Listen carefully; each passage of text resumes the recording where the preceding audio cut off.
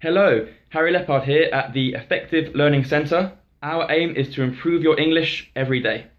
So today I wanted to talk about phrasal verbs. Phrasal verbs are quite tricky for international learners of English because you have four primary types of phrasal verbs. You have literal, figurative, separable and inseparable. So I have three sentences here. The first one, try and come up with some more ideas. So in this sentence, you have a verb and a preposition.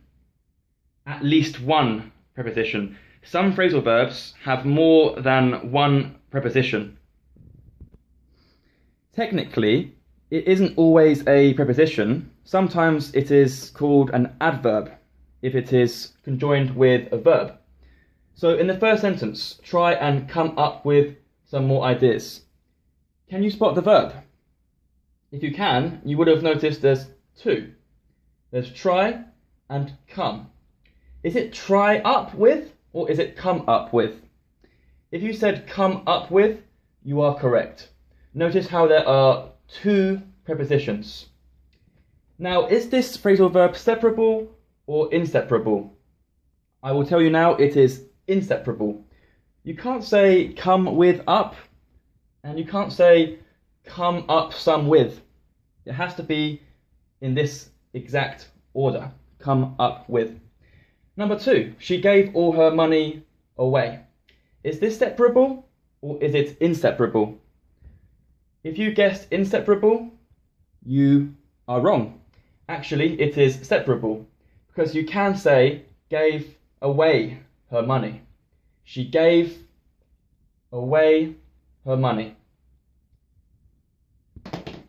So here's my money. I'm going to give it away. I've just given it to my friend. He now has it. So I gave the money away. And now for sentence 3. We need to decide on a date. So if you notice the verbs, you have need and decide. So is it need on or decide on? If you said decide on, you are correct. So is decide on separable or inseparable?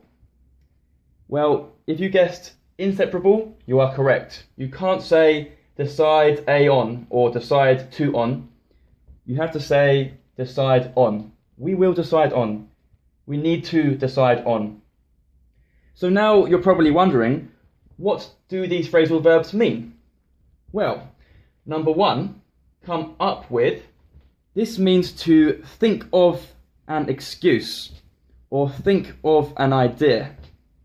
In the second one, gave away. Like with my example, it just means to give something away from A to B, from person to person. And with 3, decide on. That means to choose one or more things. So this means to make a decision, make a selection. And finally, you're probably wondering, what does this mean? Literal or figurative? Well, literal means you can see it happen. You can see it with your own 2 eyes. Whereas figurative is something you can't see.